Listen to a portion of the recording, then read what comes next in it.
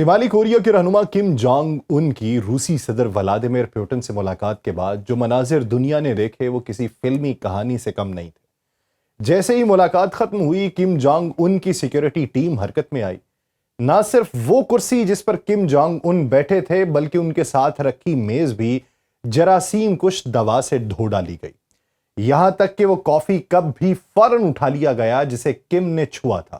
ان کے کپڑوں کے ذرے جس چیز سے مس ہوئے سب کو اس طریقے سے صاف کیا گیا کہ گویا کم جانگ ان وہاں کبھی موجود ہی نہیں تھے۔ ان کی موجودگی کا ہر نشان مٹا دیا گیا۔ یہ پہلا موقع نہیں تھا جب کم جانگ ان کی سیکیورٹی ٹیم نے اس قدر غیر معمولی احتیاط کی ہو۔ 2023 میں روس کے شہر یوٹن میں ہونے والے ایک سربراہی اجلاس کے دوران بھی یہی مناظر دیکھنے کو ملے تھے، جہاں کرسی کو جراثیم کش دوا سے بار بار صاف کیا گیا اور سیکیورٹی اہلکاروں نے اطمینان کر لیا کہ کم کے بیٹھنے کے لیے سب کچھ 100% محفوظ ہے۔ یہ کیوں ہوا؟ ایسا کیوں کیا جاتا ہے؟ آپ سب پر سلامتی ہو، میں یاسر رشید ہوں اور آپ دیکھ رہے ہیں سنو نیوز۔ ناظرین، 2018 میں جنوبی کوریا کے صدر کے ساتھ ملاقات کے دوران بھی کم جانگ ان کی کرسی اور ڈیسک کو مکمل طور پہ سینیٹائز کیا گیا تھا۔ ایکسپرٹس کے مطابق اس غیر معمولی عمل کے پیچھے صرف صفائی یا احتیاط نہیں بلکہ گہری حکمت عملی پوشیدہ ہے۔ کہا جاتا ہے کہ کم جانگ ان اپنی پراسراریت کو قائم رکھنے کے لیے اس حد تک چوکسی برتتے ہیں کہ اپنی موجودگی کا کوئی ڈی این اے نشان بھی پیچھے نہیں چھوڑتے تاکہ ان کی صحت، عمر یا کسی بھی ذاتی پہلو سے متعلق کوئی خفیہ معلومات لیک نہ ہو سکے۔ موجودہ منظرنامے میں یہی رازداری ان کی زندگی کے دیگر پہلوؤں میں بھی جھلکتی ہے۔ ان کی بختر بند ٹرین جس پر وہ سفر کرتے ہیں ہمیشہ خبروں میں رہتی ہے۔ کئی دن تک دنیا کو خبر نہیں ہوتی کہ کم کہاں ہے اور پھر وہ اچانک منظر عام پہ آتے ہیں۔ یہ طرز عمل نہ صرف ان کی شخصیت کو پراسرار بناتا ہے بلکہ دنیا کو یہ پیغام دیتا ہے کہ شمالی کوریا کا رہنما اپنی حفاظت اور اپنے تاثر کو لے کر کسی قسم کا خطرہ مول نہیں لیتا۔ کم جانگ ان کی سیکیورٹی سے جڑا یہ سارا منظرنامہ صرف ایک رہنما کی حفاظت کی کہانی نہیں بلکہ اس خوف اور خدشے کی بھی عکاسی ہے جو ان کے اقتدار کے گرد گہرا سایہ بن کے منڈلاتا رہتا ہے۔ شمالی کوریا کی خفیہ ایجنسی نے خود اس بات کا اعتراف کیا تھا کہ ان پر قاتلانہ حملے کا خطرہ موجود ہے، اور یہی وہ لمحہ تھا جب دنیا کو یہ اندازہ ہوا کہ اس غیر متزلزل دکھائی دینے والے نظام کے اندر بھی ایک مستقل خوف پل رہا ہے۔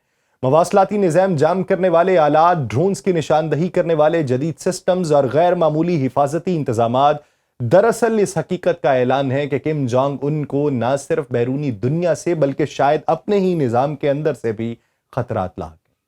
دلچسپ بات یہ ہے کہ خفیہ ایجنسی نے یہ تو بتایا کہ سیکیورٹی مزید سخت کر دی گئی، مگر یہ نہیں بتایا کہ اصل خطرہ کس جانب سے۔ کیا یہ اندرونی بغاوت کا اندیشہ ہے یا بیرونی طاقتوں کا خوف؟ یہ پیش رفت اس وقت سامنے آئی تھی جب امریکہ نے انکشاف کیا تھا کہ شمالی کوریا نے روس کو یوکرین کے خلاف جنگ میں مدد دینے کے لیے اپنے 10,000 فوجی بھیجے۔ اس الزام کے بعد نہ صرف بین الاقوامی دباؤ بڑھا بلکہ کم جانگ ان کی شخصیت مزید متنازع ہو گئی۔ ایسے میں سوال یہ بھی جنم لینے لگا کہ کیا ان کی سیکیورٹی کے بڑھتے ہوئے خدشات محض دشمنوں کا خوف ہیں یا پھر یہ خود ان کے اپنے فیصلوں کا نتیجہ ہے۔ ایجنسی کی رپورٹ یہ بتاتی ہے کہ 2024 میں کم جانگ ان عوامی مقامات پر 60% زیادہ نظر آئے۔ بظاہر یہ اعتماد کی علامت تھی، لیکن حقیقت میں یہ ان کی ضرورت بھی ہو سکتی ہے، کیونکہ عالمی منظرنامے میں اپنی موجودگی ظاہر کیے بغیر وہ مزید تنہائی کا شکار ہو سکتے ہیں۔ اور اب جب وہ پہلی مرتبہ کسی ایسی تقریب میں شریک ہوئے جہاں دیگر عالمی رہنما بھی موجود تھے تو یہ لمحہ صرف ایک ملاقات نہیں بلکہ ان کے لیے ایک امتحان بھی تھا۔ ایک ایسا امتحان جہاں انہیں اپنی شخصیت کے گرد موجود خدشات اور عالمی الزامات کے سائے کے ساتھ قدم رکھنا تھا۔ کم جانگ ان کی بختر بند ٹرین جب بیجنگ کے اسٹیشن پہ رکی تھی تو یہ منظر ایک محض ایک سرکاری دورے کا نہیں تھا بلکہ ایک خاندانی علامت کے طور پہ دیکھا گیا۔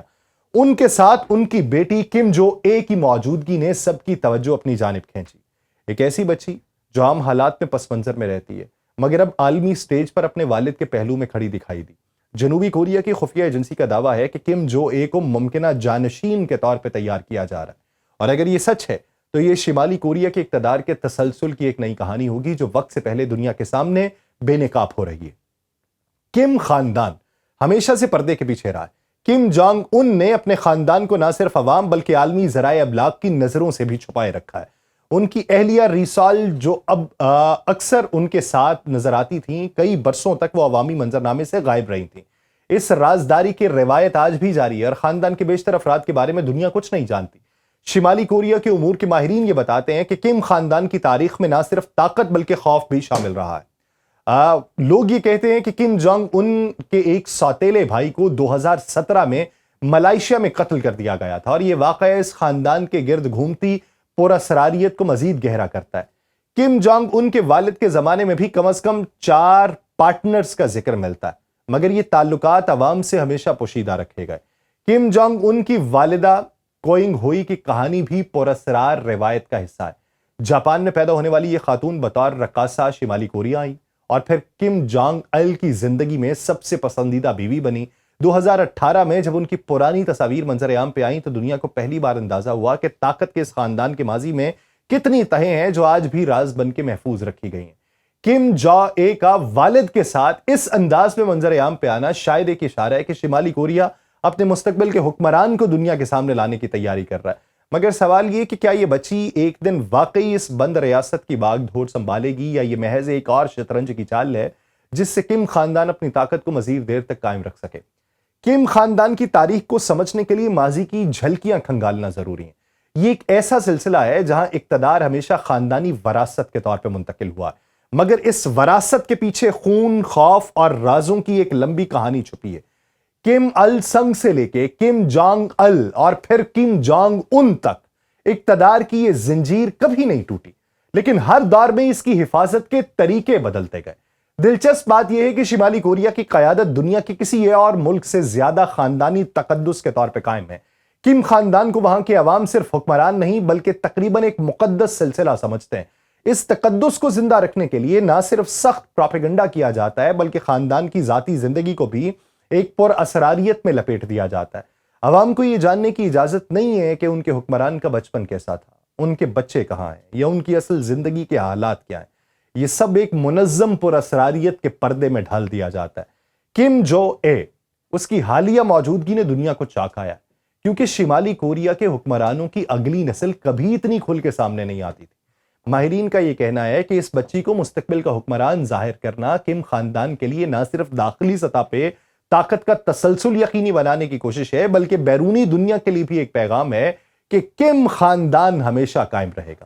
یہ پہلو دلچسپی رکھتا ہے کہ کم خاندان نے ہمیشہ اپنے مخالفین یا اقتدار کے ممکنہ حریفوں کو راستے سے ہٹا دیا، چاہے وہ کم جونگ ان کے سوتیلے بھائی کا قتل ہو یا پرانے درباریوں کو ایک جھٹکے میں منظر سے غائب کر دینا ہو۔ یہی انداز بتاتا ہے کہ کم جو اے کا عروج بھی آسان نہیں ہوگا، اور اگر واقعی اسے جانشین بنایا گیا تو اندرونی سازشوں اور خاندانی رقابتوں کا ایک نیا دور شروع ہوگا۔ اسی دوران شمالی کوریا کی سیاست کا ایک اور پہلو یہ بھی ہے کہ وہاں خواتین نے کبھی اقتدار میں براہ راست کردار ادا نہیں کیا۔ اگر کم جو اے کو جانشین بنایا جاتا ہے تو یہ شمالی کوریا کی تاریخ کا پہلا موقع ہوگا جب ایک خاتون اس خاندانی اقتدار کی وارث بنے گی۔ یہ تبدیلی نہ صرف اندرونی سیاست بلکہ عالمی سطح پر بھی تجسس پیدا کرے گی، کیونکہ دنیا کی سب سے خفیہ اور بند ریاست کو ایک کم عمر لڑکی کس طریقے سے سنبھالے گی۔ یہ سب منظرنامہ اس وقت اور بھی ڈرامائی لگتا ہے جب ہم یہ سوچتے ہیں کہ ایک بختر بند ٹرین میں سفر کرنے والا حکمران جو اپنی کرسی تک کو سینیٹائزر سے صاف کروا کے بیٹھتا ہے، اپنی کمسن بیٹی کو طاقت کے کھیل میں لا رہا ہے۔ سوال یہ ہے کہ کیا کم جو اے واقعی مستقبل کی رہنما بن پائے گی، یا وہ بھی اسی پراسرار دھند کا حصہ بن کے تاریخ کے کسی گوشے میں گم ہو جائے گی۔ کم خاندان کی حکمرانی کی تاریخ دراصل 20ویں صدی کی ان چند کہانیوں میں سے ہے جو آج بھی اپنی پوری شدت کے ساتھ زندہ ہیں۔ اس داستان کا آغاز کم ال سنگ سے ہوا، جو جاپانی قبضے کے خلاف جدوجہد کرنے والے جنگجو کے طور پہ سامنے آئے، اور دوسری جنگ عظیم کے بعد سوویت یونین کے پشت پناہی سے شمالی کوریا کے پہلے حکمران بنے۔ ان کی شخصیت کو شمالی کوریا میں اس قدر تقدس دیا گیا کہ انہیں گریٹ لیڈر کہا گیا، اور ان کی تصاویر، مجسمے اور اقوال پورے ملک میں پھیلائے گئے۔ ان کی موت کے بعد ریاست نے ان کی شناخت کو مٹا دینے کی بجائے اسے زندہ رکھا اور آئین میں انہیں ابدی صدر قرار دیا۔ کم ال سنگ کے بعد یہ اقتدار ان کے بیٹے کم جونگ ال کو منتقل ہوا۔ یہ انتقال محض ایک سیاسی عمل نہیں بلکہ ایک طرح کی بادشاہت کے روایت کا تسلسل تھا جسے شمالی کوریا کی کمیونسٹ ریاست نے اپنے مخصوص پروپیگنڈے کے ذریعے عوام کے ذہنوں میں بٹھایا۔ کم جونگ ال کی شخصیت اپنے والد سے بالکل مختلف تھی۔ وہ زیادہ تر فلموں، آرٹ اور پراسرار زندگی کے شوقین سمجھے جاتے تھے، لیکن اقتدار کی گرفت میں ان کا سخت پن کسی سے کم نہ تھا۔ ان کے دور میں بھی طاقت کے کھیل میں مخالفین کو کچلنے کا سلسلہ جاری رہا۔ ملک کو دنیا سے الگ تھلگ رکھنے کی پالیسی مزید گہری ہو گئی۔ 2011 میں کم جونگ ال کی موت کے بعد ان کے بیٹے کم جونگ ان منظر عام پہ آئے۔ اس وقت دنیا حیران تھی کہ ایک نوجوان اور نسبتاً غیر تجربہ کار شخص کسی ایسی بند ریاست کو کنٹرول کرے گا، مگر کم جونگ ان نے اپنے والد اور دادا کی طرح طاقت کو خاندانی روایت کے طور پہ تھامنے میں کوئی کسر نہیں چھوڑی۔ اپنے ابتدائی برسوں میں ہی اس نے فوجی قیادت میں بڑے پیمانے پہ تبدیلیاں کی، کئی پرانے جنرلز اور سیاستدانوں کو ختم یا جیل میں ڈال دیا اور اپنی گرفت مضبوط کر لی۔ اسی دوران ایٹمی پروگرام کو بھی تیز کیا تاکہ دنیا کو پیغام دیا جا سکے کہ کم خاندان کا اقتدار صرف اندرونی نہیں بلکہ عالمی سیاست میں بھی ناقابل نظر انداز ہے۔ یہ وراثتی نظام دراصل ایک مقدس خاندانی شجرے کے طور پہ عوام کے سامنے پیش کیا گیا۔ شمالی کوریا میں نصابی کتب سے لے کے میڈیا تک ہر جگہ یہ سکھایا گیا کہ کم خاندان ایک معمول کا خاندان نہیں بلکہ وہ نجات دہندہ ہے، اور ان کی قیادت ایک تاریخی و مقدر کی سچائی ہے۔ یہی وجہ ہے کہ عوام کو یہ یقین دلایا جاتا رہا کہ قیادت ہمیشہ کم خاندان کے پاس ہی رہے گی۔ اب جب کم جونگ ان اپنی بیٹی کم جو اے کو آہستہ آہستہ دنیا کے سامنے لا رہے ہیں تو اسی خاندانی سلسلے کا تسلسل ہے، اور ماہرین کہتے ہیں کہ کم خاندان نے تاریخ کے ہر موڑ پہ اپنی طاقت کو خاندانی حدود کے اندر رکھنے کی پوری کوشش کی، چاہے اس کے لیے قتل، سازش یا خوف کی فضائی کیوں نہ بنانی پڑے۔ اگر کم جو واقعی جانشین بنتی ہے تو یہ سلسلہ شمالی کوریا کو دنیا کی واحد کمیونسٹ بادشاہت کے طور پہ مزید مضبوط کر دے گا۔ یوں کم ال سنگ سے شروع ہونے والی یہ کہانی آج کم جونگ ان اور ان کی بیٹی تک پہنچ چکی ہے، اور لگتا ہے کہ آنے والے برسوں میں بھی شمالی کوریا کی تاریخ کم خاندان کے نام سے ہی جڑی رہے گی۔ مجھے دیجیے اجازت، اللہ نے کے بعد۔